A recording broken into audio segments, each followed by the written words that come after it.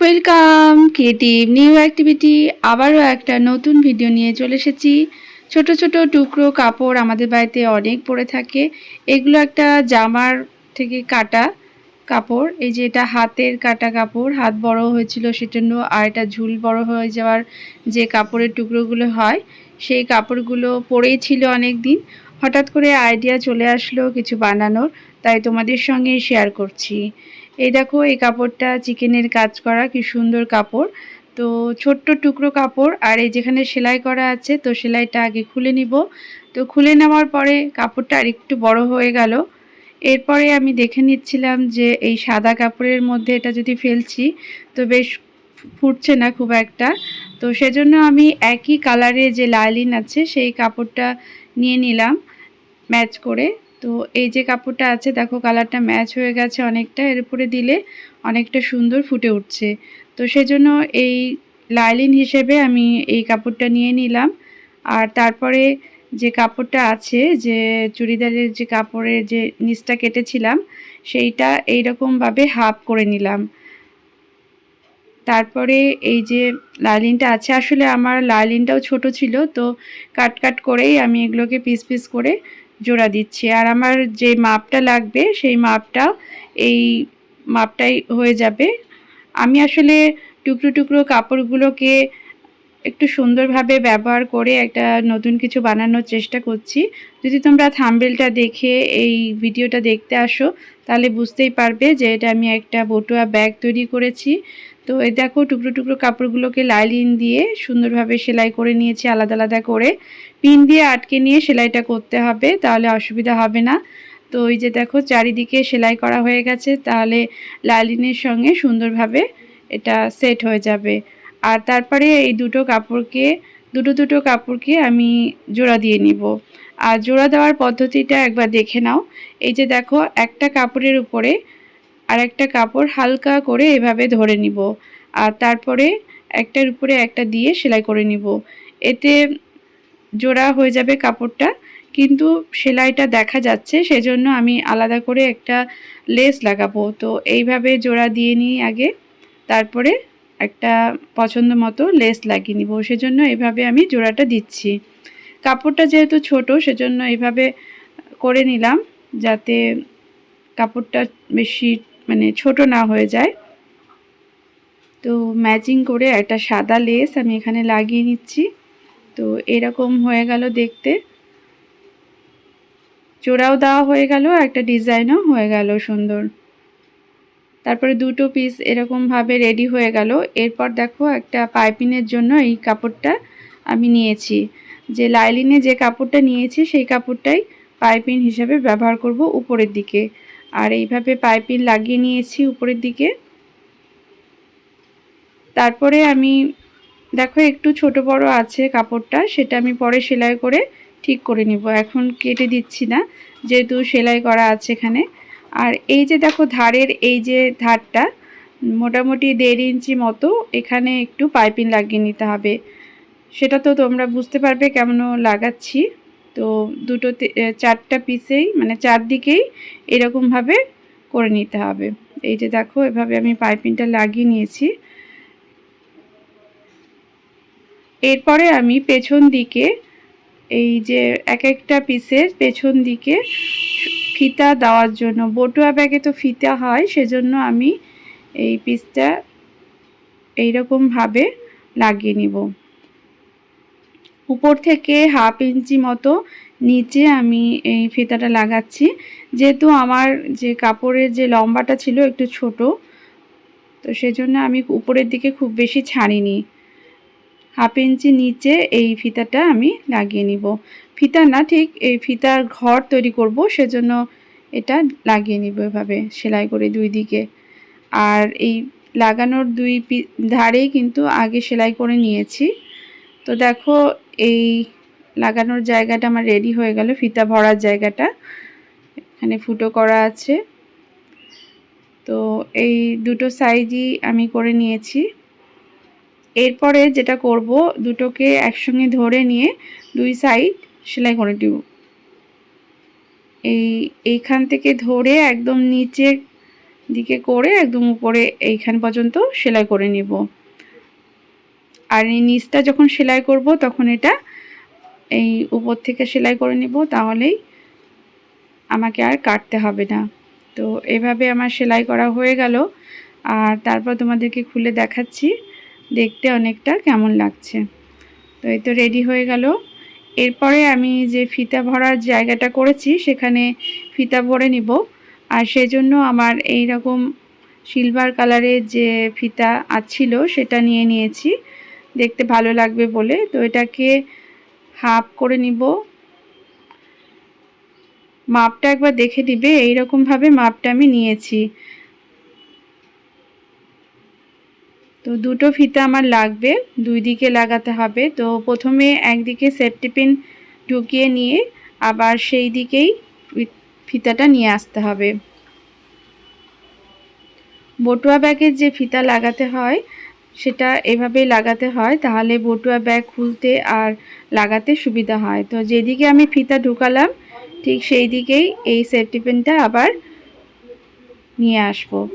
তো একটা ফিতা তো এভাবে লাগিয়ে নিয়েছি, আর এই যে দুটো মুখ এই একসঙ্গে সেলাই করে নিব, তাহলে খুলে যাওয়ার ভয় থাকবে না।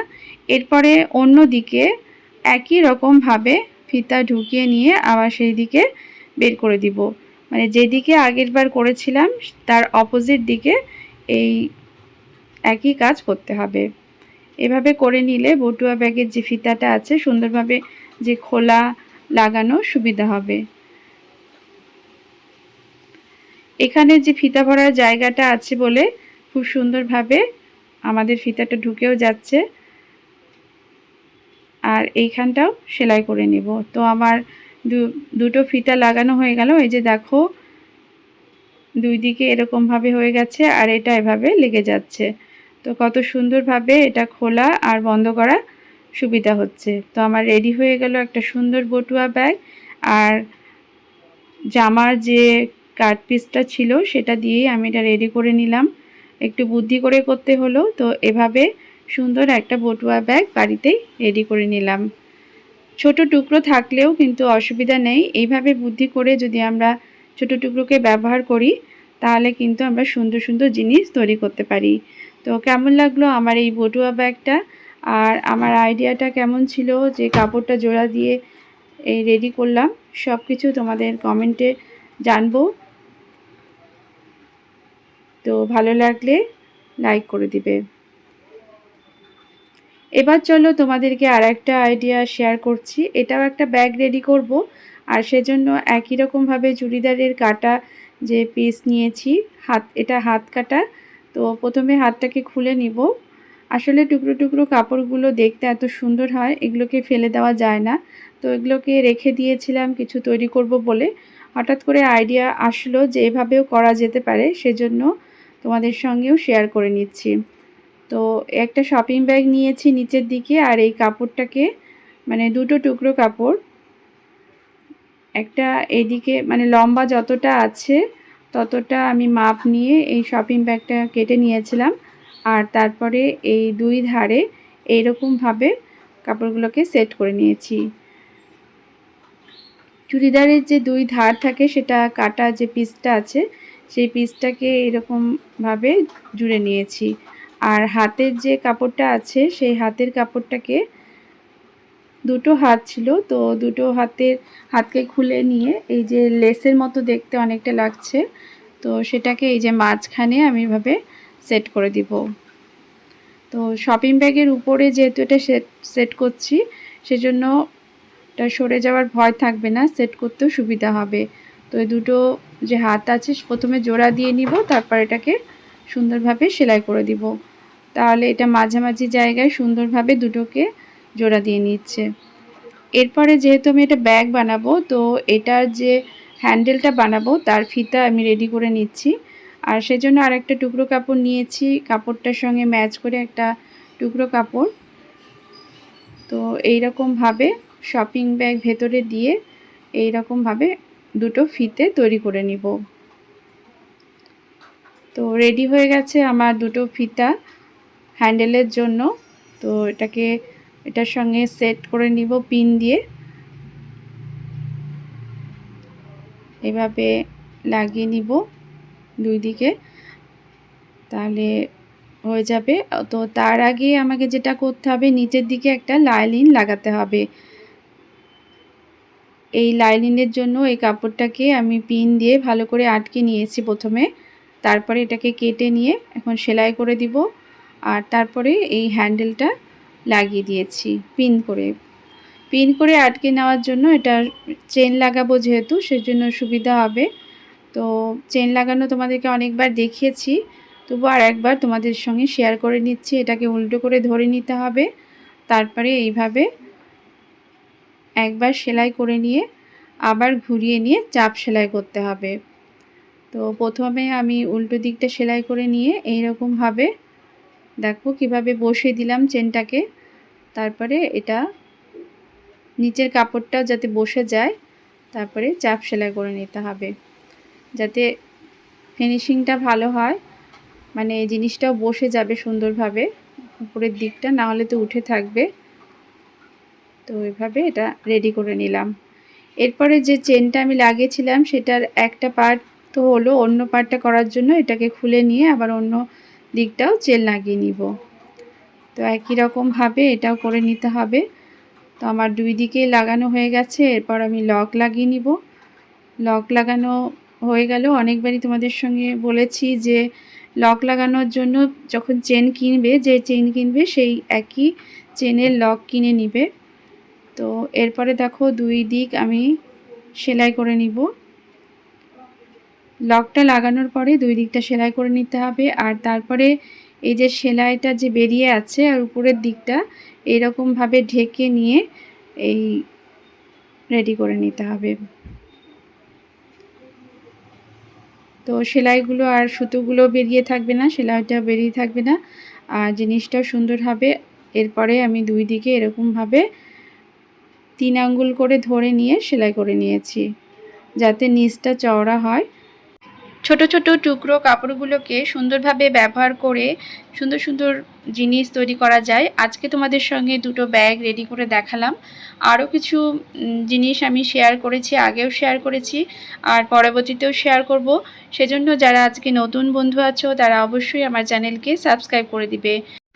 আমি সবসময় চেষ্টা করি বাড়িতে পড়ে থাকা জিনিসগুলোকে একটু ব্যবহার করে সুন্দর জিনিস তৈরি করার।